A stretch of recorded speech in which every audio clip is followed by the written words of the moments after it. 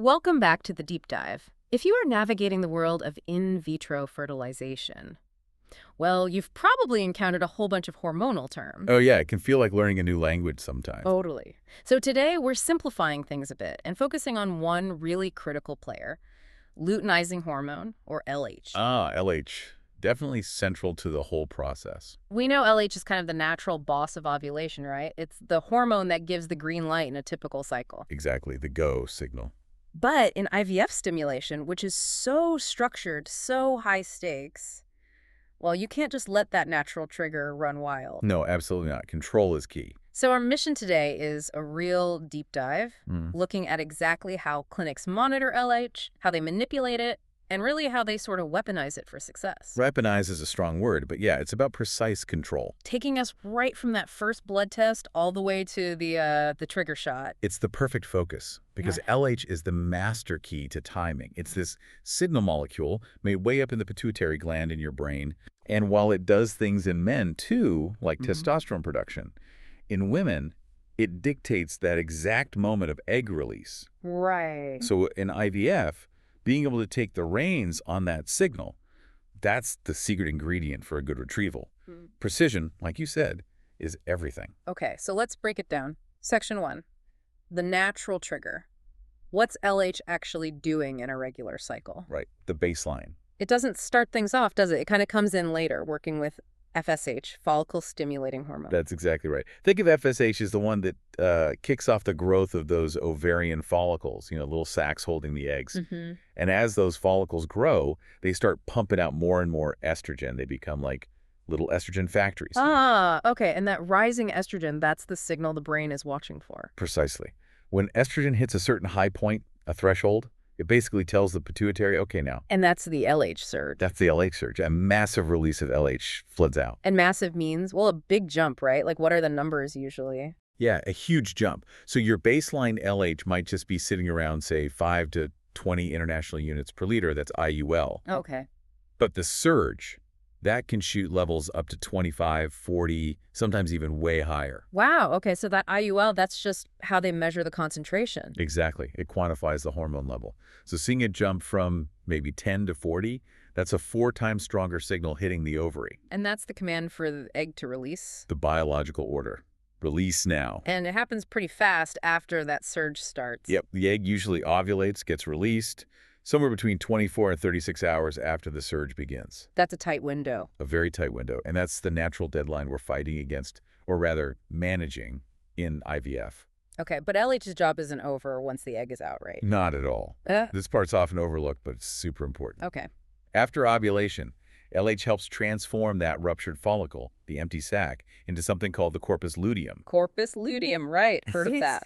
And that structure immediately starts making progesterone, which is the hormone you absolutely need to get the uterine lining ready for an embryo to potentially implant. Ah, so LH handles the release and helps set the stage for potential pregnancy. Exactly. Both critical steps. Okay, that makes sense for a natural cycle, one dominant follicle usually.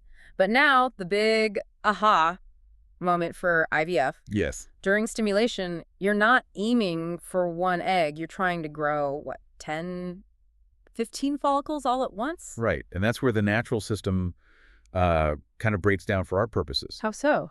Well, if you have 15 follicles all pumping out high levels of estrogen, That's a lot of estrogen. a huge amount, Right. and that massive combined estrogen signal can trick the brain into triggering that LH surge way too early. Aha, prematurely. Exactly. And an uncontrolled premature surge, that could basically ruin the whole cycle. Eggs might release before retrieval. Or the quality gets messed up. Or the quality suffers badly, yeah. So IVF protocols are really designed to stop that premature trigger. Fundamentally, yes. Prevent the natural surge until we say so. Okay, so let's get into the two main risks clinics are trying to avoid. Too much LH and too little LH. Let's start with too much, the premature trigger. Right. High LH during stimulation. That's a major worry. If your body's own LH spikes too high too soon, you risk something called luteinization. Luteinization. It means the eggs start that final maturation and release process before they're really ready, or crucially, before the clinic can get in there to retrieve them. Okay, so you lose the eggs. You can lose the eggs or retrieve eggs that aren't optimally mature. And we often hear about high LH being linked to certain conditions like PCOS, polycystic ovary syndrome. PCOS is the classic example, yeah. Many women with PCOS have a sort of baseline high LH level. Often their LH to FSH ratio is skewed, maybe higher than 2 to 1. And why is that a problem for IVF? Because that constant high-ish LH signal can disrupt normal follicle development even before stimulation starts. It might cause some follicles to stall out or maybe affect the egg quality itself over time. So it messes with getting that synchronized batch of good eggs. Exactly. It makes that natural ovulation irregular. And it means we often need really robust LH suppression methods for these patients during IVF. Makes total sense. Okay, let's flip it. What about the other extreme? Low LH. If high LH is too much signal, low LH is not enough. Precisely. The missing signal. And that's also a big problem. How so? Well, low LH can lead to incomplete egg maturation. The eggs just don't get the memo to finish developing properly. And it can cause anovulation, no egg release at all. Is that usually a pituitary gland issue? Sometimes, but honestly, more often, we see low LH linked to external factors. Things like chronic stress. The stress, okay. Or really intense exercise, like endurance athletes. Yeah. Or sometimes very low body weight. This can lead to something called hypothalamic amenorrhea, or HA. HA. So why does the brain shut down LH production in those cases? Stress, low weight? It's basically the body's survival mechanism kicking in. The brain, through the hypothalamus, senses a state of danger or scarcity, not enough energy reserves. It decides, hey, this is not a safe time for pregnancy. So it just turns down the reproductive controls. It hits the survival mode switch and dials down the whole reproductive hormone system, including LH and FSH. The signal just stops. Wow. So lifestyle factors can directly tank your LH. Absolutely. Yeah. That's crucial for listeners to get. Things that put your body under significant chronic stress, they directly impact this hormonal pathway. Okay, so we've got this really powerful hormone, LH. It reacts strongly to the stimulation drugs. High estrogen makes it want to surge. It sounds tricky to manage. It is, which is why monitoring is step one. Constant vigilance.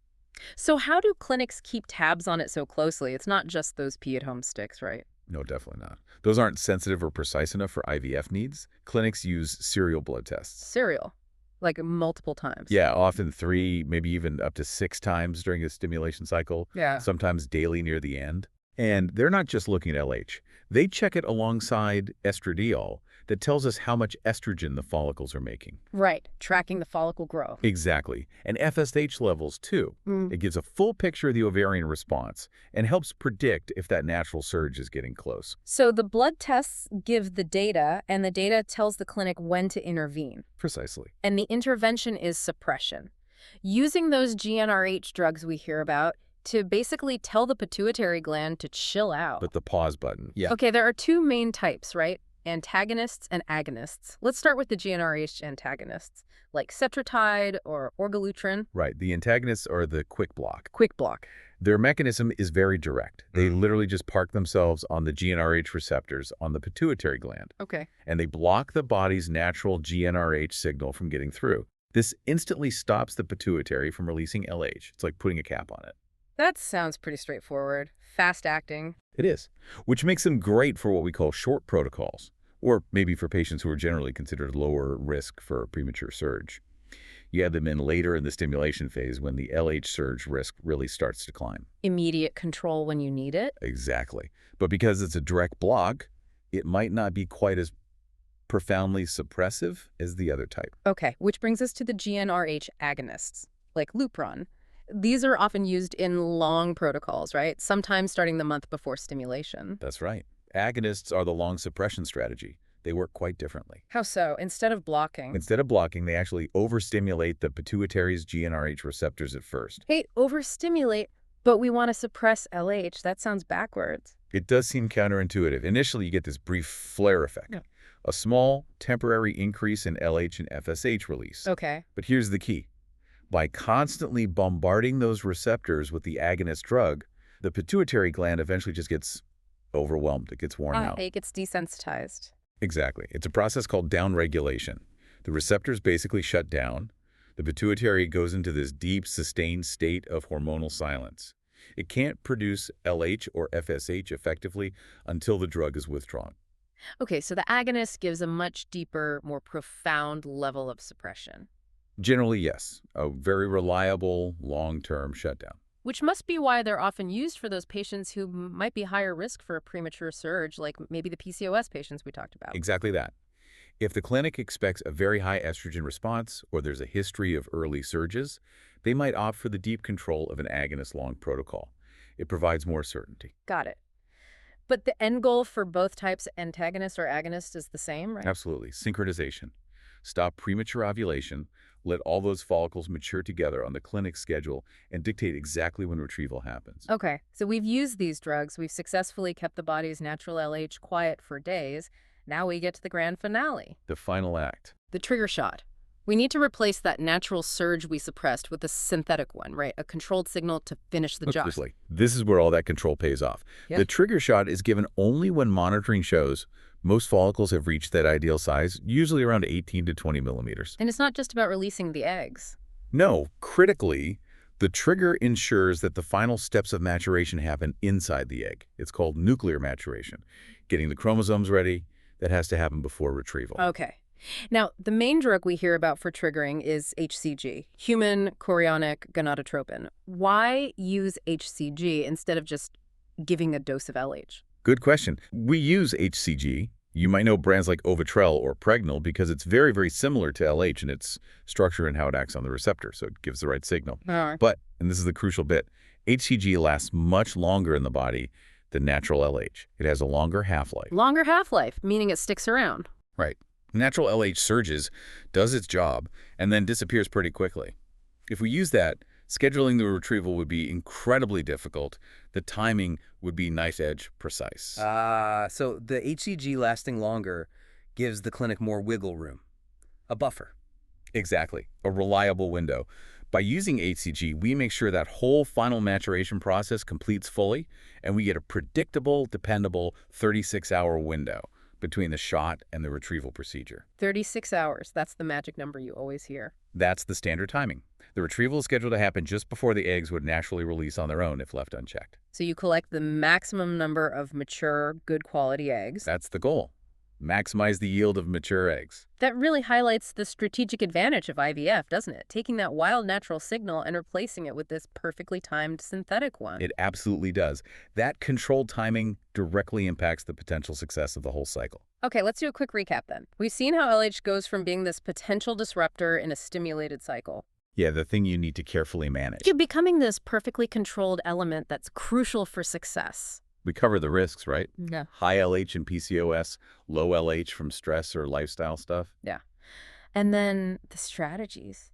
Antagonists for that quick block, agonists for the deep, long suppression. And finally, nailing the timing with that HCG trigger shot for final maturation and retrieval. It all fits together. It really does. And maybe here's a final thought for you to take away. Okay. While we focus so much on the medications controlling LH short term, it's good to remember your body is all interconnected. Those factors we mentioned, chronic stress, diet, extreme exercise, that can lead to low LH. Yeah. Those systemic things often take weeks, maybe even months, to really shift your baseline hormonal patterns. So if thinking about your overall health, your lifestyle, looking at your body holistically alongside the medical treatment, that's always going to be beneficial. That's a really powerful point. The body as a whole system. Great takeaway. Now, just to be absolutely clear, this conversation has been purely for educational purposes. Absolutely. Informational only. It is definitely not intended as medical advice. You should always talk to your fertility specialist or your doctor for any personalized testing, diagnosis, or treatment plan. Please do. Every situation is unique. And if you do want to explore the complete IVF process in more detail, you can find more information on the portal, which is pronounced ivfforme.com.